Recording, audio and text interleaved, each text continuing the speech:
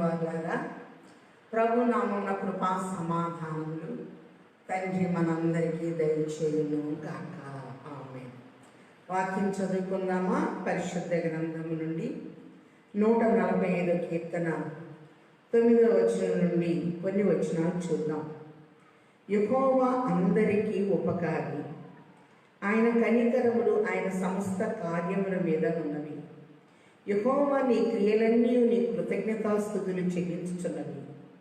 నీ భక్తులు నిన్ను సమ్మతించుదురు. ఆయన రాజ్య మహోన్నత ప్రభావమును ఆయన బలమును నరులకు తెలియచేయుటకై నీ భక్తులు నీ రాజ్య ప్రభావమును గురించి చెప్పుకొందురు. నీ శౌర్యమును గురించి పలుకుదురు. నీ రాజ్యము శాశ్వత రాజ్యము, నీ రాజ్య పరిపాలన తరతరములు నిలుచును. ప్రార్థన చేసుకుందాం. సమీపింపరాని తేజస్సులో అమరత్వములో వసించుచు నిత్యము పరిశుద్ధుడు పరిశుద్ధుడు పరిశుద్ధుడని గానా ప్రతిగానములు పొందుచున్న తండ్రి వందనములు. అపరిమిత జ్ఞాన సంపన్నులైన మీరు మా జ్ఞానమునకందరూ నాయన నీ వాక్యం ఉపకారి అన్న వాగ్దానములో ఉన్న మర్మములు తేటగా చూచుటకు నాకు చూచేవారికి నీ అనంత జ్ఞానములో నుండి జ్ఞానం అందించి మీ నామమంతటి కంటే మీ వాక్యమునే గొప్ప చేసి ఉన్నారు కనుక ఈ వాక్యములో ఉన్న మర్మములు చూడగలిగిన జ్ఞాననేత్రము మాకు అందరికీ అందించి వేయమని మా మధ్యకు వచ్చి వేసిన ఉపకారి ప్రధాన బోధకుడైన యేసు నామములో బ్రతిమిలాడి వేడుకొనుచున్నాము తండ్రి. ఆమేన్. ప్రభునందు ప్రియమైన వారులారా, సిలువ ధ్యాన కాలంలో ఉన్నాము గనక సిల్వనాథుని ముఖ కాంతి తండ్రి మనందరి మీద ప్రకాశింపచేయును గాక. ఆమేన్. ఈ దినము మన ధ్యానాంశము యెహోవా అందరికీ ఉపకారి. వాక్యంలో మనం చూస్తే యేసుక్రీస్తు నిన్న నేడు ఏకరీతిగా ఉన్నాడు అని హెబ్రీ 13:8 చూస్తున్నాం. యేసుక్రీస్తు అందరికీ ప్రభు అని రోమా 10 మనం చూస్తూ ఉన్నాం. అందరి కొరకు మన ప్రభు ఉన్నారు. ప్రభు కొరకు మనం ఎందరం ఉన్నాము. 1 తిమోతికి రాసిన పత్రిక 2:5 కూడా దేవుడు ఒక్కడే, దేవునికి నరులకు మధ్యవర్తియు ఒక్కడే, ఈయన క్రీస్తు యేసునందు ఈయన అందరి కొరకు విమోచన క్రయధనముగా తన్ను తానే సమర్పించుకునేనని చూస్తున్నాం. అందరి కొరకు తన్ను తాను సమర్పించుకున్న వారిగా యేసు ప్రభువును చూస్తూ ఉన్నాం. అందుకే యోహాను సువార్త 15 ప్రభు అంటున్నారు కదా, తండ్రి యందు నేను, నా యందు తండ్రి ఉన్నాడని మీరు నమ్ముటలేదా? నేను మీతో చెప్పుచున్న మాటలు నా అంతకు నేను చెప్పుటలేదు, కానీ తండ్రి నా యందు ఉండుట వలన అనే మాటలు చూస్తూ ఉన్నాం. ఈ దినాన మన ధ్యానాంశము యెహోవా అందరికీ ఉపకారి, అందరికీ ప్రభు, అందరి కొరకు విమోచన క్రయధనముగా తన ప్రాణాన్ని ఇచ్చినట్లు మనం చూస్తూ ఉన్నాం. ఎఫెసీయులకు రాసిన పత్రిక 5:2 కూడా క్రీస్తు మిమ్మును ప్రేమించి పరిమళ వాసనగా ఉండుటకు మీ కొరకు బలిగా అర్పణగా తన్ను తాను సమర్పించుకునేను అని చూస్తూ ఉన్నాం. తన్ను తాను సమర్పించుకున్నాడు మనందరి కొరకు ఆయన బలైపోవటానికి. అంత మాత్రమే కాదు, రోమా 8:32 కూడా తన సొంత కుమారుని అనుగ్రహించుటకు వెనుక తీయక మనందరి కొరకు ఆయన అప్పగించిన వాడు, ఆయనతో పాటు సమస్తమును మనకెందుకు అనుగ్రహింపడు అని చూస్తున్నాం. ప్రభువుతో పాటు సమస్తాన్ని తండ్రి మనకి అనుగ్రహిస్తూ ఉన్నట్లుగా చూస్తూ ఉన్నాం. అంత మాత్రమే కాదు, యోహాను రాసిన 1 పత్రికలో మనం గమనించినట్లయితే యోహాను రాసిన 1 పత్రిక 4:8 ప్రభు ప్రేమ స్వరూపి అని మనం చూస్తూ ఉన్నాం. మనం ఆయన ప్రేమించామని కాదు, కానీ ఆయనే మనల్ని ప్రేమించి తన అద్వితీయ కుమారుని దీనివల్ల దేవుడు మన ఎందుంచిన ప్రేమ ప్రత్యక్షపరచబడెను. మనం దేవుని ప్రేమించటమని కాదు, తానే మనలను ప్రేమించి మన పాపములకు ప్రాయశ్చిత్తమై ఉండుటకు తన కుమారుని పంపెను. ఇందులో ప్రేమ ఉన్నది. యేసుక్రీస్తు అందరికీ ప్రభు వచ్చుచ్చాం. ప్రభు అందరికీ ఉపకార్యం చూస్తున్నాం. అందరి కొరకు తన కుమారుని ఈ లోకంలోని పంపారు. ఇందులో ప్రేమ ఉన్నది అనే మాటను మనం చూస్తూ ఉన్నాం. మనందరిని ప్రేమించారు కనుక ప్రకటన గ్రంథం 1:6 మనల్ని ప్రేమించుచు తన రక్తము వలన మన పాపముల నుండి మనల్ని విడిపించిన వానికి మహిమయు ప్రభావము యుగ యుగములు కలుగును గాక. ఆమేన్. చూస్తాం. మనల్ని ఆయన ప్రేమిస్తున్నాడు. అందరికీ ప్రభు అయి ఉన్నారు. నిన్న నేడు ఏకరీతిగా ఆయన ఉన్నట్లుగా చూస్తూ ఉన్నాం. ఆయన ప్రేమలో మార్పు లేదు, ఆయన చేసే ఉపకారంలో మార్పు లేదు. కానీ మన మనస్సులో, మన ఆలోచనలో, మన విశ్వాసంలో మార్పు అనేది కనపడుతుందేమో. ప్రకటన 2:10 చూస్తున్నాం కదా, మరి నీ కలిగినది గట్టిగా పట్టుకొనము అని ప్రభు చెప్తూ, మరి నేను భూమి మీదకి వచ్చినప్పుడు విశ్వాసం ఉండుట కనుగొందునా అన్నారు. శ్రమను బట్టి విశ్వాసం అనేది మనకి తగ్గిపోతూ ఉందేమో. మార్పు లేని తండ్రి మనకున్నారు కనుక ఆయన చక్కటి ఉపకారము అందరూ ఏకీభవించాయని అడిగినప్పుడు ఆయన జరిగించుటకు సిద్ధముగా ఉన్నారు. మనకి ఇప్పటి వరకు ప్రాణభిక్షను పెట్టారు. మనం బ్రతకాలి అంటే గాలి, నీరు, ఆహారము చాలా ప్రాముఖ్యమైనది. మన ఇంటిలో కూడా అన్ని సదుపాయాలు తండ్రి మనకి అనుగ్రహిస్తూ ఉన్నారు. లేవియాకాండం 13 అంతా మనం చూస్తే గతంలో కూడా మీకు జ్ఞాపకం చేశాను. యాజకుడు ఏ వ్యక్తి అయితే రోగి అయి ఉన్నాడో 7 దినాలు పరీక్షించి 5వ వచనంలో, 6వ వచనం నుంచి క్రింద చూస్తే మరి 7 దినాలు పరీక్షించి ఆశ్రయపురాన్ని పంపుతారు. అంటే మానవునికి దేవునికి మధ్యవర్తిగా యాజకుడు ఉన్నట్లుగా మనం చూస్తూ ఉన్నాం. ప్రభు కూడా రోగిని స్వస్థపరిచి మత్తయి సువార్త 8 నువ్వు వెళ్ళి యాజకునికి నీ దేహమును కనపరుచుకొనుము అంటున్నారు. అలాగనే మన ప్రధాన యాజకుడు మన ప్రభు అయి ఉన్నారు. ఆయన అందరి కొరకు తన అమూల్యమైనటువంటి రక్తాన్ని, మరి విలువైన ప్రాణాన్ని మనందరి కొరకు ఇచ్చివేసినట్లుగా మనం చూస్తూ ఉన్నాం. లేవియాకాండం 13 14 దినాలు ప్రత్యేకంగా ఉంచబడటం చూస్తున్నాం. మరి వైద్యులైన వారు ఇప్పుడు మరి 14 దినాలు రోగిని పరీక్షించి, మనందరూ తెలుసు కదా ఈ క్వారంటైన్ గురించి, మరి ఏకాంతంగా వీటి పెట్టడాన్ని గురించి అనేక మాటలు రోజు మనం వింటూనే ఉన్నాం. కలిగినదేది ఆయన లేకుండా కలగలేదు. ఒక ప్రత్యేకత అనేది ఒక ఉన్నతమైన స్థితి ఉన్నది.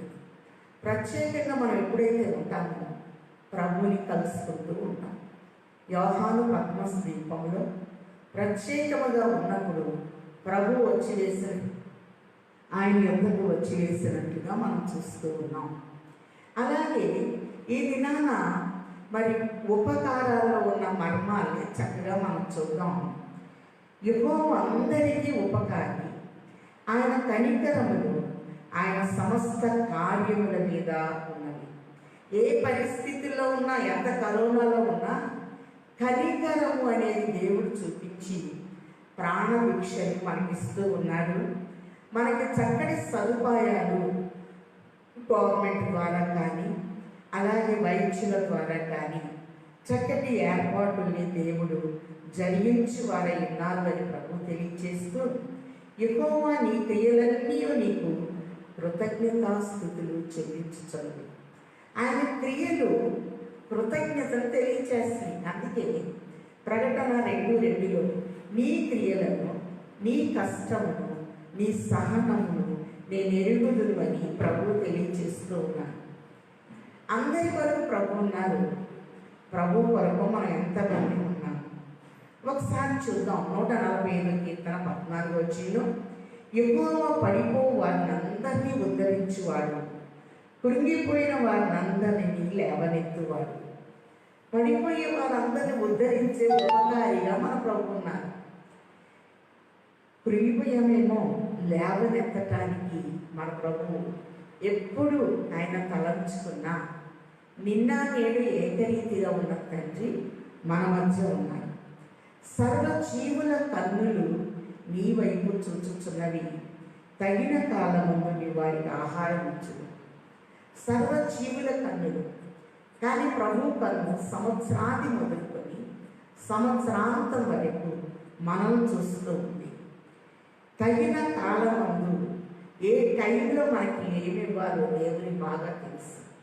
యెషయా గ్రంథము 3వ అధ్యాయంలో చూస్తే, ఆలకించుడి, సైన్యములకు అధిపతి యెహోవా పోషణయు, పోషణ ఆధారము, అన్నోదకముల ఆధారమంతయు, పోషణమంతయు చూస్తున్నాం.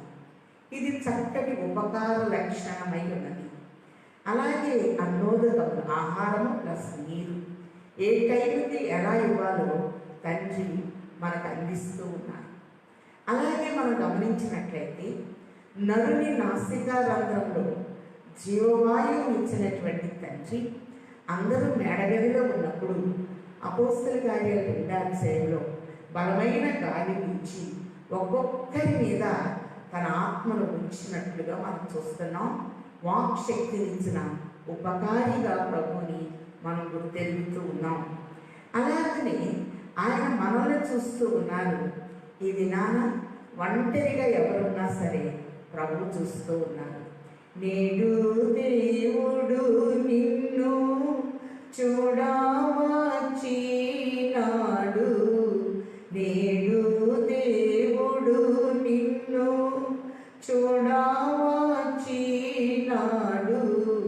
మేలుకో నరుడా మేలుకో. నేను ఈరోజే ఉపకారం చేయాలని ప్రభు మన మధ్యకు వచ్చారు. 1 కొరింథీయులకు రాసిన పత్రిక 16వ అధ్యాయము 13, 14 వచనాలు కొన్ని క్రింది భాగాలు చూస్తే, మెడుకుగా ఉండండి, విశ్వాసమందు నిలకడగా ఉండండి, బలవంతులై ఉండండి, పౌరుషము గలవారై ఉండుడి, మీరు చేయు కార్యములన్నీ ప్రేమతో చేయండి. మనం ఏం చేసినా ప్రేమతో, ప్రభు యొక్క ప్రేమ మనలో ఉండి మనము ఆ ప్రేమ కలిగిన కార్యాలు చేయాలి అని ప్రభు చక్కగా మనకు తెలియచేస్తూ ఉన్నారు. అలాగే తన ప్రాణాన్ని ఇవ్వటం ద్వారా ఆయన చక్కటి ఉపకారి అయి ఉన్నారు. మనకి చక్కటి సదుపాయాలు చేసిన గొప్ప ఉపకారిగా ఆయన కనపడుతూ ఉన్నాడు. తన స్వరక్తము చేత మనం శుద్ధీకరిస్తూ, హెబ్రీ 13:8 మన పరిశుద్ధపరుస్తూ, గవిని బయట మనందరి కొరకు ఆయన మరణము పొందినట్లుగా మనం చూస్తూ ఉన్నాం. అంత మాత్రమే కాదు, అపోస్తల కార్యములు 20:28 కూడా తన స్వరక్తము చేత ఆయన మనల్ని శుద్ధీకరించినట్లుగా చూస్తూ ఉన్నాం. ఎఫెసీయులకు రాసిన పత్రిక 2వ అధ్యాయము 14 నుండి మనం చూస్తే, మునుపు దూరస్తులై ఉన్న మీరు క్రీస్తు యేసునందు సమీపస్తులుగా మనల్ని మలిచి వేసినట్లుగా మనం చూస్తూ ఉన్నాం. ఎప్పుడైతే ప్రభువుకి మనం సమీపంలోనికి ఆయనకు దగ్గరగా వస్తున్నామో, తండ్రి చక్కటి ఏర్పాట్లు ఆయన పిల్లలమైన మన పట్ల జరిగించు వారై ఉన్నారు అనే విషయాన్ని చక్కగా చూస్తూ ఉన్నాం. అందుకే ఎఫెసీ 2:8 కూడా, మీరు విశ్వాసము ద్వారా కృపచేతనే రక్షింపబడి ఉన్నారు, ఇది మీ వల్ల కలిగినది కాదు, దేవుని వరమే, ఇది గొప్ప ఉపకారం. మనం రక్షించబడ్డాము అంటే విశ్వాసాన్ని బట్టి, అదొక వరం అని ప్రభు చెప్తూ 16వ వచనం చక్కని మాట్లాడినారు. మరి ఎఫెసీయులకు రాసిన పత్రిక 2:16 తన శిలువ రక్తము వలన ఆ ద్వేషమును సంహరించి దాని ద్వారా వీరిద్దరిని ఏక శరీరముగా చేసి దేవునితో సమాధానపరచవలెనని ఇలాగూ చేశాను కనుక ఆయనే మనకు సమాధానకారుడై ఉన్నాడు. కాబట్టి ప్రభువు ఒక సమాధానమైన కార్యము తండ్రికి మనకి దూరంగా ఉన్న మనల్ని దగ్గరగా చేర్చుకుంటానికి, మరి ద్వేషాన్ని తీసివేసి ప్రేమను కలిగించడానికి, ఒక సంధి అనేది మన పట్ల చేయటానికి, ఈ శరీరముకు మధ్య గోడను పడగొట్టడానికి ఆయన వచ్చి వేసినట్లుగా మనం చూస్తూ ఉన్నాం. చాలాసార్లు అనుకుంటాం ప్రభు దగ్గరికి వచ్చినాక అన్ని శ్రమలేని. ఫిలిప్పీ పత్రిక 1వ అధ్యాయము 30వ వచనంలో క్రీస్తునందు మీరు విశ్వాసం ఉంచుట మాత్రమే కాక ఆయన పక్షమున శ్రమపడుటయు ఆయన పక్షముగా మీకు అనుగ్రహింపబడింది. ఆయన పక్షముగా కొన్ని శ్రమల్లో మనం నిలబడాలి. ప్రభు కొరకు శ్రమైన, కరువైన, ఖడ్గమైన, ఉపద్రవమైన ఏదైనా దేవుని ప్రేమ నుండి నన్ను ఎంత మాత్రమును ఎడబాప నేరదని రూఢిగా తెలుసుకొచ్చున్నానని పౌలు గారు మనకు చక్కగా తెలియజేస్తూ ఉన్నారు. కాబట్టి మనందరం ఇప్పుడు ఏం చేయాలి అంటే ఒకసారి చూద్దాం. ఫిలిప్పీలకు రాసిన పత్రిక 2వ అధ్యాయము, ఫిలిప్పీలకు రాసిన పత్రిక 2వ అధ్యాయము 10వ వచనంలో చూస్తే, భూమి క్రింద ఉన్న వారిలో కానీ ప్రతి వాని మోకాలు యేసునామమున నొంగునట్లు, ప్రతి వాని నాలుక తండ్రి అయిన దేవుని మహిమార్థమై యేసుక్రీస్తు ప్రభువును ఒప్పుకున్నట్లు దేవుడు ఆయన అధికముగా హెచ్చించి ప్రతి నామమునకు పై నామమును ఆయనకు అనుగ్రహించాను. మన ప్రభువు పైనామముగా మనకు కనపడుతూ ఉన్నారు. అంత మాత్రమే కాదు, కొరింథీయులకు రాసిన 2వ పత్రిక 2వ అధ్యాయము 14వ వచనంలో చూస్తే, మా ద్వారా ప్రతి స్థలమందును క్రీస్తుని గూర్చిన జ్ఞానం యొక్క సువాసనను కనపరచుచు ఆయన యందు మమ్మను ఎల్లప్పుడూ విజయోత్సాహముతో ఊరేగించుచున్న దేవునికి స్తోత్రము. రక్షింపబడు వారి పట్లను, నశించు వారి పట్లను మేము దేవునికి క్రీస్తు సువాసన అయి ఉన్నాం. కాబట్టి నశించే వారికి, రక్షింపబడే వారికి సువాసనగా మనం ఉండాలి అని ప్రభు తెలియజేస్తున్నారు. అందుకే ఆయన అందరికీ ఉపకారి అయి ఉన్నారు అని చూస్తూ ఉన్నాం. ఈ ఉపకార లక్షణాలని మనం చూస్తే, యాకోబు మొదటిగా ఉపకారాన్ని జ్ఞాపకం చేసుకుంటూ ఉన్నారు. ఒంటరిగా వెళ్ళిపోయాడు. ఆదికాండం 28వ అధ్యాయంలో ప్రభు ఆయన్ని ఆశీర్వదించారు. నువ్వు అడుగుపెట్టు స్థలానికి నేను వస్తున్నాను, తూర్పు, పడమర, ఉత్తర, దక్షిణ దిక్కుల్లో నీ సంతానమును దీవిస్తానని వివాహం కాకమునిపై చక్కటి ఉపకారపు దీవెన దేవుడిచ్చి వేసినట్టు చూస్తున్నాం. యాకోబు తిరిగి వాగ్దాన దేశానికి వస్తూ ఆదికాండం 32:10 అంటున్నాడు, యెహోవా నీవు నాకు చేసిన ఉపకారములన్నిటికీ నేను అపాత్రుడను. చేతికర్రతో మాత్రమే ఈ యోర్దాన్ని దాటాను. ఇప్పుడు మా అన్న ఏశావు 400 మందితో వస్తున్నాడు. దయచేసి అతని చేతి నుండి నన్ను రక్షించుమని బలమైన ప్రార్థన చేస్తున్నట్లుగా మనం చూస్తున్నాం. చేసిన ఉపకారములకు నేను అపాత్రుడని. కాబట్టి దేవుడు మనకి ఎన్నో ఉపకారాలు చేస్తూ ఉంటారు. సరైన రీతిలో మనం కృతజ్ఞత చెల్లించలేని స్థితిలో ఉన్నామేమో. దావీదు ఉన్నాడు. దావీదును ప్రభు నా హృదయానుసారి అంటూ ఉన్నాడు. 103వ కీర్తనలో, నా ప్రాణమా యెహోవాను సన్నిధించుము, నా అంతరంగంలో ఉన్న సమస్తమా ఆయన పరిశుద్ధ నామమును సన్నిధించుము. నా ప్రాణమా యెహోవాను సన్నిధించుము, ఆయన చేసిన ఉపకారములలో దేనిని మరువము. దేవుడు మనకి ఎన్నో ఉపకారాలు ఈ కరోనా విషయంలో కూడా భద్రం చేసి ఆహారం ఇస్తూ ప్రత్యేకముగా ప్రభువుకి మనం దగ్గరయ్యేటట్లు చక్కటి సదుపాయాలు, ఏర్పాట్లు ప్రభు జరిగిస్తూ ఉన్నారు. ఎందులో వచ్చిన ఆయన ఉపకార లక్షణములు మనకు కనపడుతూ ఉన్నాయి కనుక దావీదు దేవుని చక్కగా స్తుతిస్తూ ఉన్నాడు. 116వ కీర్తనలో కూడా చక్కటి స్తుతి యాగాన్ని ఆయనకు చెల్లిస్తూ ఉన్నట్లుగా చూస్తూ ఉన్నాం. మరి శ్రమకాలంలో ఎంతవరకు దేవుణ్ణి మనం స్తుతిస్తూ ఉన్నాం ఒకసారి చూద్దాం. 116వ కీర్తన 12వ వచనంలో, యెహోవా నాకు చేసిన ఉపకారములన్నిటికీ నేను ఆయనకి ఏమీ చెల్లించుదును? రక్షణ పాత్రను చేతపుచ్చుకొని యెహోవా నామమున ప్రార్థన చేసేదను. యెహోవాకు నా మొక్కుబడులు చెల్లించెదను. ఆయన ప్రజలందరూ ఎదుటని చెల్లించెదను.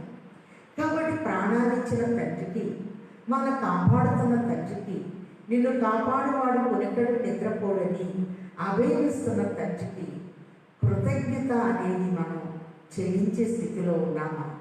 దావీదు తన ప్రాణాన్ని చెప్పుకున్నాడు. రక్షణ పాత్రను చేత పట్టుకొని ప్రార్థన చేస్తున్నాడు, మొక్కుబడులు చెల్లిస్తూ ఉన్నాడు. ఒక కృతజ్ఞత స్తుతియాగం అనేది చేసినట్లుగా మనం చూస్తూ ఉన్నాం. మరి ఈ దినాన 7 అంశాలని మనం ఈ విషయంలో చూద్దాం.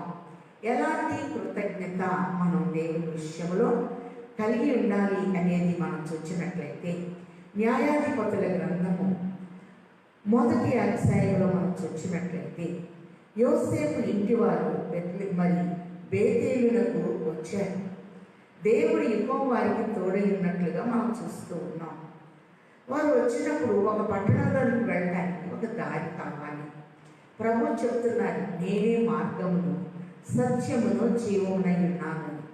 న్యాయాధిపతులు 1వ అధ్యాయము 24వ వచనంలో మనం చూస్తే, యోసేపు ఇంటి వారు దూతలను పంపించారు.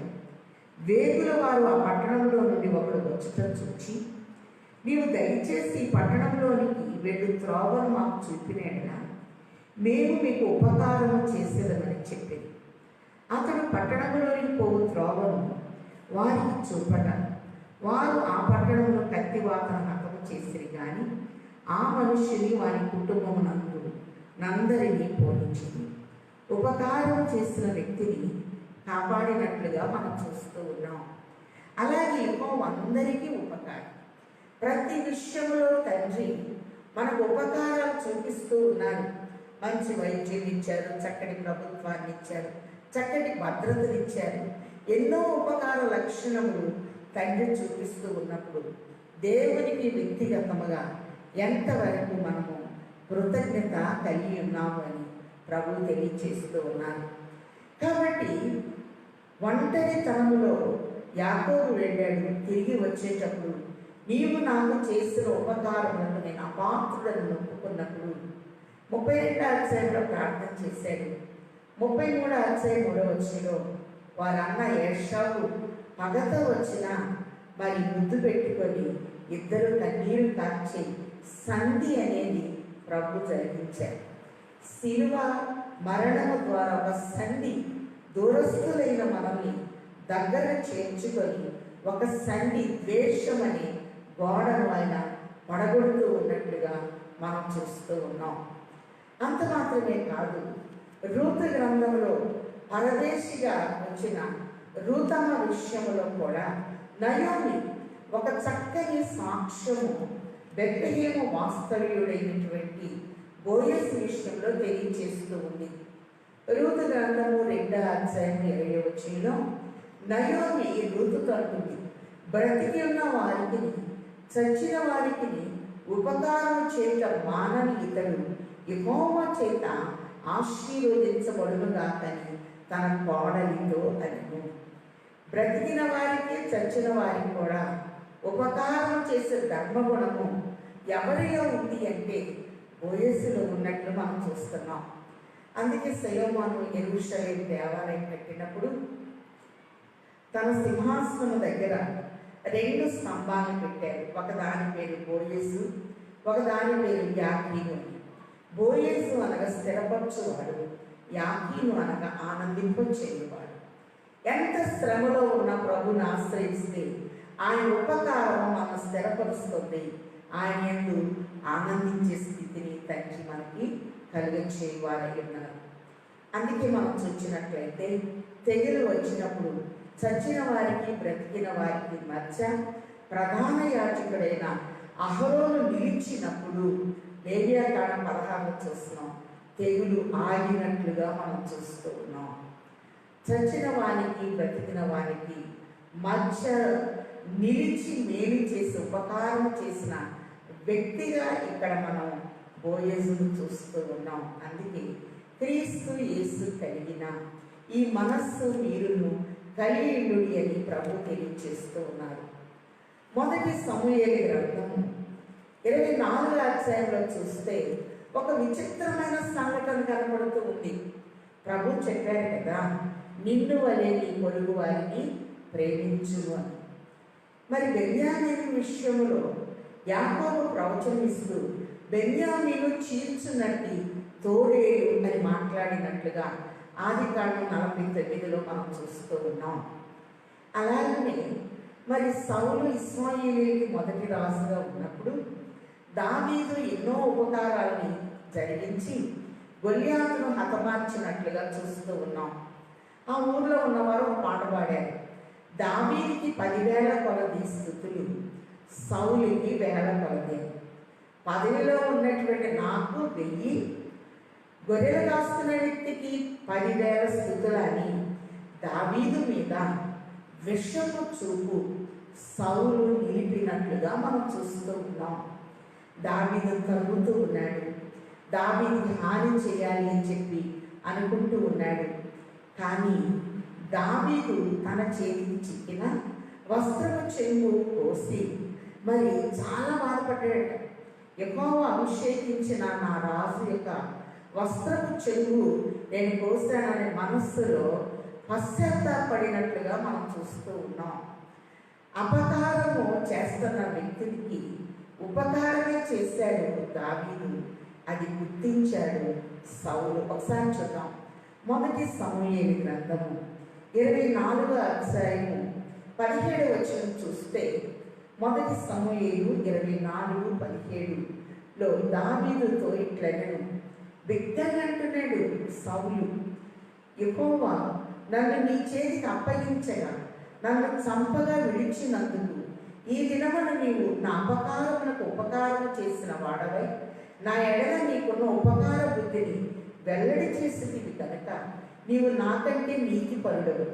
ఒకరికి తన శత్రువు దొరికిన ఎడల మేలు చేసి పంపివేయిన ఈ దినమున నీవు నాకు చేసిన దాన్ని బట్టి యెహోవా ప్రతిగా నీకు మేలు చేయునుగాక.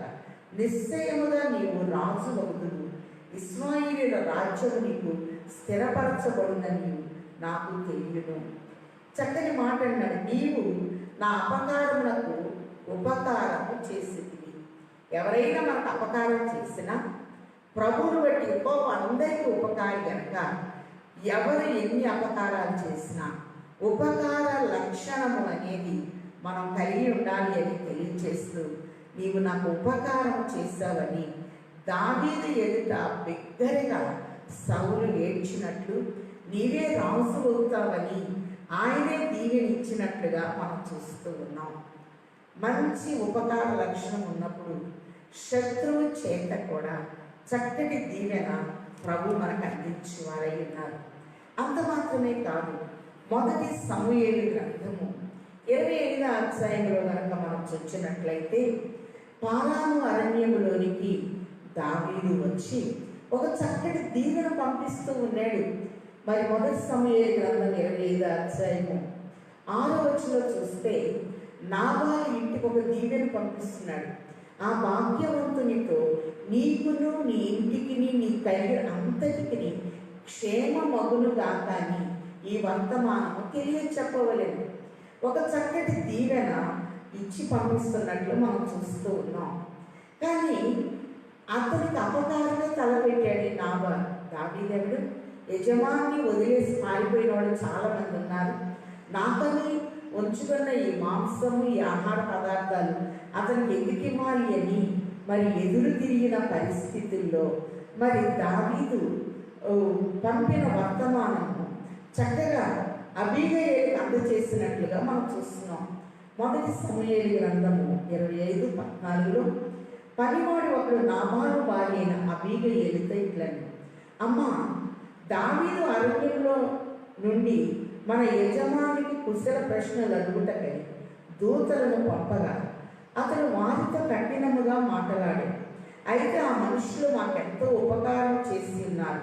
మేము పొలంలో వారి మధ్య సంచరించుతున్నంతసేపు అపాయము కానీ నష్టము కానీ మాకు సంభవింపలేదు.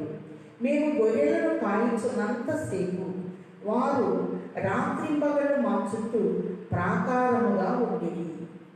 దావీదు సైన్యము మరి పొలములో చుట్టూ ప్రాకారముగా ఉన్నట్లుగా మరి ఎంతో గొప్ప ఉపకారం చేశారు మాకు అని చక్కటి వర్తమానము మరి నాబాలు వారిగా ఉన్నటువంటి అబీగయేలుకు పనివారు అందించినట్లుగా చూస్తూ ఉన్నాం. కాబట్టి ఉపకారము అనేది మనం చేసినప్పుడు ఎప్పుడైనా ఎన్నికలోనికి వస్తుంది అనే విషయాన్ని మరి ఇక్కడ స్పష్టంగా ప్రభు తెలియచేస్తూ ఉన్నారు. అందుకే 14వ వచనంలో మనం చూస్తే మరి అరణ్యములో మేము ఉన్నప్పుడు ఎంతో ఉపకారము చేశారు అని ఒక చక్కని మాట వాడబడినట్లుగా మనం చూస్తూ ఉన్నాం. చుట్టూ ప్రాకారముగా ఉన్నారు, మాకెంతో ఉపకారం చేశారు. చక్కటి మరి వర్తమానము నీకు నీ ఇంటికి నీ కలిగిన అంతటికి శుభము అని దీవెన దావీదు పంపారని చెప్పినప్పుడు ఆమె త్వరపడి దావీదుకి సాష్టాంగ నమస్కారం చేసి ఈ తప్పు నాదని ఎంచుము అని ఆమె దావీదు యొక్క ఆగ్రహాన్ని ఆపినట్లుగా మనం చూస్తూ ఉన్నాం. దావీదుని ప్రోత్సహించినట్లుగా మనం చూస్తూ ఉన్నాం. అలాగని వాక్యంలో కనుక మనం చూస్తే 2వ సమూయేలు గ్రంథము 9వ అధ్యాయంలో మేలు చేసిన వారిని, ఉపకారం చేసిన వారిని ఎప్పుడూ మర్చిపోకూడదు. 2వ సమూయేలు గ్రంథం 9వ అధ్యాయం 1వ వచనంలో యోనాతాను బట్టి నేను ఉపకారము చూపుటకు సౌలు కుటుంబంలో ఎవడైనా కలడా అని దావీదు అడిగాను. కాబట్టి యోనాతాను బట్టి ఉపకారం చేయాలనుకుంటున్నాను. యేసు ప్రభువును బట్టి తండ్రి మనకు ఉపకారం చేయాలనుకుంటూ ఉన్నారు. ఎందుకంటే దేవుడు ప్రేమస్వరూపి. ప్రేమ లేనివాడు ఆయన ఎరగడు.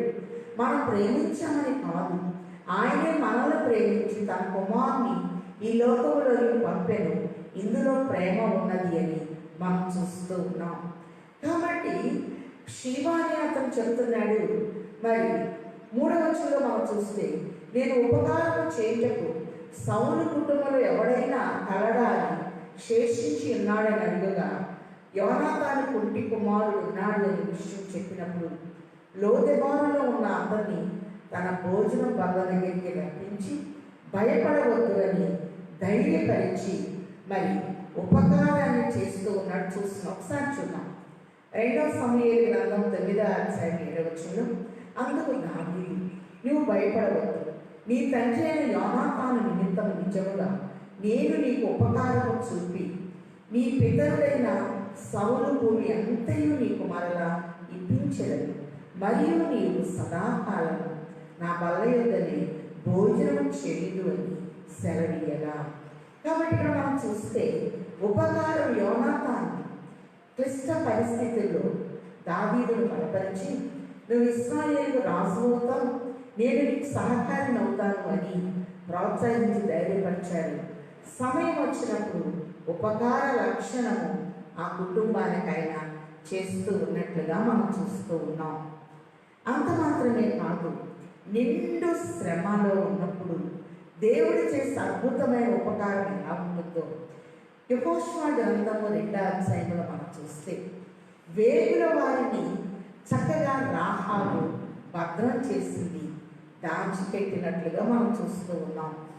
వారిని బలపరిచింది, ధైర్యం చెప్పింది. ఒకసారి చూద్దాం.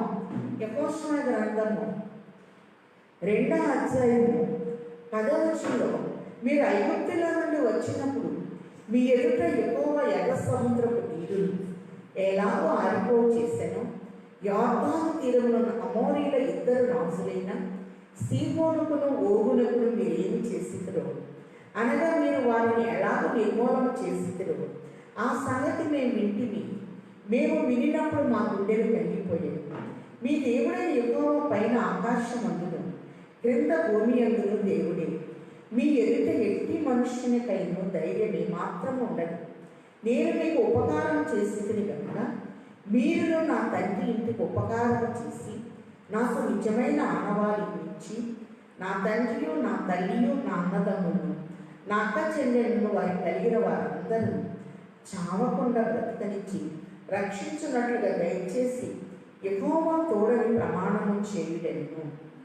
కాబట్టి ఉపకారం చేసిన ఈమె ఈ దేశాన్ని తప్పకుండా దేవుడు మీకు ఇస్తాడు. రాహాబు లేకపోతే వాగ్దాన భూమిలో యెహోషువ నాయకత్వంలో అడుగుపెట్టే పరిస్థితులే లేవు. అయినా ఆమె తగ్గించుకొని నాకు నిజమైన ఆనవాళ్ళని కావాలి అని తన ఇంటిలో తన కుటుంబాన్ని, తల్లిదండ్రుల్ని భద్రపరిచినట్లుగా మనం చూస్తూ ఉన్నాం. లాక్డౌన్ అంటున్నారు కదా, అదే పరిస్థితి ఇక్కడ ఏర్పడినట్లుగా మనం చూస్తూ ఉన్నాం. 15వ వచనం, ఆమె ఇల్లు పట్టణపు ప్రాకారం మీద ఉండేది. ఆమె ప్రాకారం మీద నివసించినది కనుక తాడు వేసి కిటికీ ద్వారా వారిని పంపెను. కానీ ఆ ఎరికోను నశింపు చేసేటప్పుడు ఆమెకిచ్చిన వాగ్దానం ప్రకారము ఉపకారము అనేది జరిగించి ఆ కుటుంబాన్ని రక్షించేటప్పుడు మా ప్రాణాలు ఇస్తాము, ఈ దేశము మాకు ఇచ్చినప్పుడు నిజముగా మేము నీకు ఉపకారం చేసేదము అన్న మాటను వారి జ్ఞాపకం చేసుకున్నారు కనుక నేటికి వారి మధ్య రాహాబు కుటుంబము ఇశ్రాయేలీయుల మధ్య నివసిస్తూ ఉన్నట్లుగా మనం చూస్తూ ఉన్నాం. యెహోవా అందరికీ ఉపకారి అని మనం చూస్తూ ఉన్నాం. అంత మాత్రమే కాదు, మనం గమనించినట్లయితే నెహెమ్యా గొప్ప ప్రార్థనాపరుడు. ఈ నెహెమ్యా కూడా ఒక చక్కటి వాగ్దానాన్ని సమయంలో ఉపకారంలో ఉన్న ఉన్నతమైన లక్షణాన్ని జ్ఞాపకం చేస్తూ ఉన్నారు. ఒకసారి చూద్దాం. నెహెమ్యా గ్రంథము 5వ అధ్యాయము 19వ వచనంలో చూస్తే నెహెమ్యా 5:19లో, నా దేవా, ఈ జనులకు నేను చేసిన సకలమైన ఉపకారములు బట్టి నాకు మేలు కలుగునట్లుగా నన్ను దృష్టించుము. చక్కటి ప్రార్థన. యెరూషలేము విషయంలో ఉపవాసం చేశాడు. గోడలు విషయంలో ఒక చక్కటి ఏర్పాటును జరిగించాడు. గుమ్మాన్ని నిలబెట్టే విషయంలో మంచి ప్రణాళిక కలిగి ఉన్నాడు. అంత మాత్రమే కాదు, మరి వాగ్దాన ప్రజల విషయంలో తన మీద వేసుకున్న ఉపవాస ప్రార్థనలు, యాచనలు అన్నీ జరిగించి ఒక మేలు అనేది జరిగింది కనుక నా దేవ, ఈ జనులకు నేను చేసిన సకలమైన ఉపకారముల బట్టి నాకు మేలు కలుగునట్లుగా నన్ను దృష్టించుము. కాబట్టి ప్రాధేయపడుతున్నాడు, ఉపకారము చేయటానికి నీ దృష్టి నా మీద ఉండాలి నాయనా అని. అలాగే యెహోవా అందరికీ ఉపకారి అని మనం చూస్తూ ఉన్నాం. ఏ స్థితిలో ఉన్నా ఆయన చక్కటి ఉపకారము ఆయన పిల్లలమైన మన పట్ల జరిగించు వారై ఉన్నారు అని ప్రభు చక్కగా మనకు తెలియజేస్తూ ఉన్నారు. అంత మాత్రమే కాదు, మనం ప్రభు మీద ఆధారపడుతూ ఉన్నప్పుడు ఇందాక మనం చూచాం, కృంగిన వారిని లేవనెత్తువాడు, పడిపోయిన వారిని ఉద్ధరించువాడు, సర్వ జీవుల కన్నులు నీ వైపు చూచుచున్నవి. తగిన కాలమందు చక్కటి ఏర్పాటులు ప్రభు మన పట్ల జరిగించేవారై ఉన్నారు. మరి లేటి దినాల్లో మనం ఉన్నాం కనుక రేపటి దినాన లైవ్ ప్రకారం చూస్తే 40వ రోజు మనకు విజయాన్ని దేవుడిస్తాడు. ఏ ఉపకారాన్ని ఈ కష్ట పరిస్థితుల్లో, ఈ కరోనా అనే గందరగోళంలో ఉన్నప్పుడు తండ్రి ఏదో ఒకటి మనకు జరిగించేవారై ఉన్నారు. అందుకే యెషయా 24లో 17లో కూడా భూనివాసి నీ మీదకు భయము వచ్చాను అనే మాట చూస్తున్నాం. భయం కలిగినప్పుడు ఇమ్మానుయేలుగా ప్రభు మనకి సదాకాలం నేను మీతో కూడా ఉన్నాను అని చెప్తున్నారు కనుక ఆయన మాటలను బట్టి మనం ఎప్పుడైతే ధైర్యం తెచ్చుకుంటామో ఆయన చక్కగా మనల్ని కాపాడువారై ఉన్నారు. అలాగే మనం చూస్తే ఒంటరిగా ఉన్న యాకోబుకు ఉపకారం చూపించి ఒక సంధి కార్యక్రమాన్ని జరిగించారు. తన ప్రియ కుమారుని లోకానికి ఇచ్చి ద్వేషము అనే గోడను పడగొట్టి ఉభయులను మునుపు దూరస్తులైన మనల్ని యేసుక్రీస్తునందు సమీపస్తులుగా చేసి చక్కటి ఉపకార లక్షణాన్ని ప్రభు చూపించినట్లుగా చూస్తూ ఉన్నాం. అలాగే చచ్చిన వారికి, బ్రతికిన వారికి ఉపకారం చేసినటువంటి మరి రూతమ్మ విషయంలో గొప్ప కార్యము జరిగించినటువంటి వ్యక్తిగా బోయస్సును మనం చూస్తూ ఉన్నాం.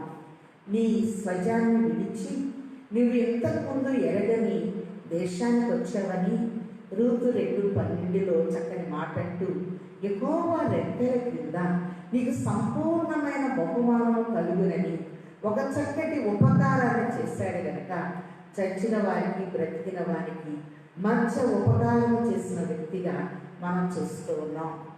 3వ నెరవేర్పును మనం చూసినట్లయితే, దావీదుకు హాని చేయాలి అని ఇశ్రాయేలు మొదటి రాజైన సౌలు బయలుదేరాడు. కానీ దావీదు యెహోవా అభిషేకించిన వ్యక్తికి నేను హాని చేయనని వస్త్రము చెక్కు మాత్రం కోసి బాధపడిన ఆ మనస్సు దేవుడు గ్రహించి దావీదుని నా హృదయానుసారం అన్నాడు. సౌలే దీవించాడు, నా కుమారుడా, నాయన దావీదా, ఈ స్వరం నీదేనా? నీవు అపకారం చేసిన నాకు ఉపకారం చేశావు కనుక నువ్వు ఇశ్రాయేలీయులకు రాజు అవుతావని దీవించి ఉపకారపు లక్షణాన్ని బయట పెట్టినట్టు చూస్తున్నాం. రాహాబు విషయంలో 4వదిగా తన కుటుంబం అంతా ఇంటిలోకి చేర్చినప్పుడు, ఎరికో నశింపబడేటప్పుడు, కాల్చివేయబడేటప్పుడు ఆ రాహాబు కుటుంబాన్ని చింగి తొగరు ద్వారం ద్వారా గుర్తించినట్లుగా ప్రభువు కూడా తన అమూల్యమైన రక్తము ద్వారా ఆయన అందరినీ ప్రభువు కనుక మనం రక్షిస్తూ ఉన్నట్లుగా మనం చూస్తూ ఉన్నాం. దావీదు అంటున్నాడు, నీవు చేసిన ఉపకారములకు నేనేమి చెల్లించగలనని రక్షణ పాత్రను చేతకూర్చుకొని మన ప్రభు రక్షించడానికి వచ్చాడు. ఎంత పాపినైనా రక్షిస్తాడు కనుక మనం ప్రేమించు తన రక్తము వల్ల మన పాపముల నుండి విడిపించిన వారికి మనం కృతజ్ఞతాస్తుతులు చెల్లించవలసిన వారమై ఉన్నాం. న్యాయాధిపతులు 1:24 చూచాం కదా, 6వ ఉపకారం.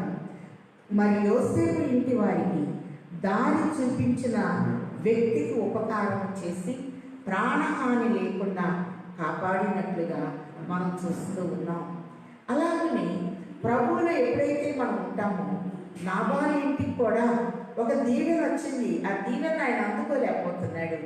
మరి పొలంలో ఉన్న ఉపకారం చూపిన దావీదుకి అబీగయేలు ద్వారా మరి పశ్చాత్తాపపడేటట్టు ఈ తప్పు నాదని ఎంచుము అన్నప్పుడు ఒక చక్కటి ఉపకార దీవెన ఇచ్చివేసినట్టు చూస్తున్నాం.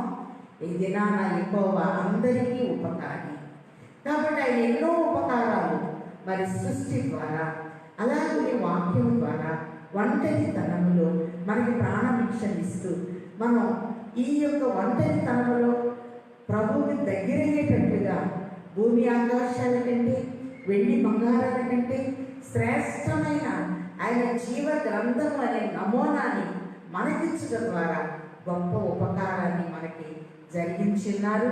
తన ప్రియకుమారుని ఇచ్చడం ద్వారా గొప్ప ఉపకారాన్ని జరిగించున్నారు కనుక అట్టి ఉపకారి అయినటువంటి ప్రభు వైపు మన దృష్టి నుంచి మహిమ నుండి అధిక మహిమకు వెళ్ళగలిగిన అనంత స్థితిని తండ్రి మనందరికీ దయచేయును గాక. ఆమేన్. దైవజనులు రాసిన పాటలో కూడా మరి ఒక చిన్ని వచనాన్ని మనం విందాం. ఉపకారి నుతినీకవు అనే పాటలో ఎన్ని మేళ్ళు మనకి వ్రాసించారు కనుక ఆ పాటను పాడుకుంటూ ప్రభువును స్తుతిస్తూ మహిమ నుండి అధిక మహిమకు వెళ్ళగలిగిన స్థాయిని తండ్రి మనందరికీ ముమ్మరముగా దయచేయును గాక. ఆమేన్. మంచి బోధకుడు అయిన తండ్రి, యెహోవా అందరికీ ఉపకారి అని నాయన నీ సమస్త కార్యములు ఎంత చక్కగా నీ కనికరములు, ఈ ఉపకారములు, నీ దీవెనలు ఎలాగో కనపడుచున్నవో ఒక తరము వారు మరి ఒక తరము వారి ఎదుట నీ క్రియలు వివరించదరని 145 కీర్తన 4వ వచనంలో 9వ వచనంలో మీరు బయలుపరిచిన తండ్రి వందించుచున్నాము. ఒంటరితనములో ఉన్న యాకోబు ఉపకారం చేసి తిరిగి వచ్చేటప్పుడు కూడా యోర్దాన్ని దాటేటప్పుడు నీవు చేసిన సమస్త ఉపకారములకు నేను అపాత్రుడను అని పశ్చాత్తాపడినప్పుడు ఉపకార రక్షణను చూపించిన తండ్రి వందించుచున్నాము. దావీదు కూడా ఆయన చేసిన ఉపకారంలో దేని మరుపుమని రక్షణ పాత్రను పైకెత్తి కృతజ్ఞత చెల్లించినప్పుడు అంగీకరించి దావీదు నా హృదయానుసారం అన్నాడు గనక వందించుచున్నాము.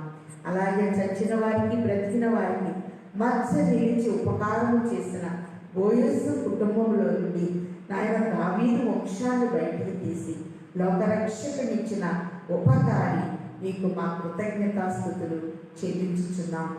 అలాగనే క్లిష్ట పరిస్థితుల్లో ఉన్నప్పుడు నాబాలు ఇంటికి శాపము రాకుండా ఉపకార బుద్ధిని జ్ఞాపకం చేసుకొని ఎదురుపడి పశ్చాత్తాపడినటువంటి అబీగయేలు విషయంలో మీరు చేసిన గొప్ప ఉపకారమును బట్టి మీ కృతజ్ఞతాస్తుతులు చెల్లించుచున్నాను.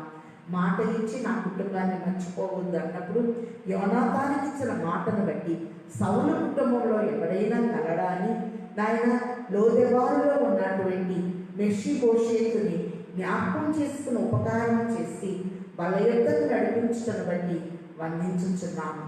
అలాగే తండ్రి రాహాబు కుటుంబం అంతా నిజమైన ఆనవాళ్ళని ఇచ్చి ఉపకారము చూపించిన ఆ కుటుంబాన్ని క్లిష్ట పరిస్థితిలో పైకి లేవనెత్తిన నీకు మా కృతజ్ఞతాస్తుతులు చెల్లిస్తూ ఉన్నాం. అలాగే నువ్వు ఎన్ని ఉపకారములో ఎన్ని మేళ్ళో తండ్రి నాయన ఈ క్లిష్ట పరిస్థితుల్లో కూడా నాయన మాకు ఉపకారం చేతకు ఉపకారిగా వచ్చి వేసిన తండ్రి యేసుక్రీస్తు అందరికీ ప్రభు అన్నారు కనుక అందరికీ నువ్వు దేవుడు నిన్న నేడు ఏకరీతిగా ఉన్నావు కనుక నాయన అందరి కొరకు నీ ప్రియ కుమారుణ్ణి మాకు ప్రాణము పెట్టుటకు నాయన బలిగా అర్పించి వేశాడు కనుక అందరము నీ కొరకు మేము నిలబడలేకపోతూ ఉన్నాము. కానీ మా అందరి కొరకు నీ కుమారుడు శిలువలో చేసిన విజ్ఞాపనల బట్టి మమ్మల్ని అందరినీ కనికరించి నీ ఉపకార లక్షణములతో మమ్మల్ని దృష్టించమని మా కొరకు ఈ లోకమునకు ప్రాణభిక్ష పెట్టుటకు శిలువయాగము ద్వారా తండ్రికి మాకు సంధి చేసిన ఉపకారి అయ్యున్న యేసయ్య శ్రేష్ఠ నామంలో బ్రతిమిలాడి వేడుకొనుచున్నాము తండ్రి. ఆమేన్. అదృశ్యుడైన తండ్రి యొక్కయు అద్వితీయుడైన కుమారుని యొక్కయు అంతరంగ నివాసి అయిన పరిశుద్ధాత్మ తండ్రి సంపూర్ణ సహాయము సమృద్ధి సమకూర్పు సదా తోడైండును గాక. ఆమేన్. అందరికీ మరణాత.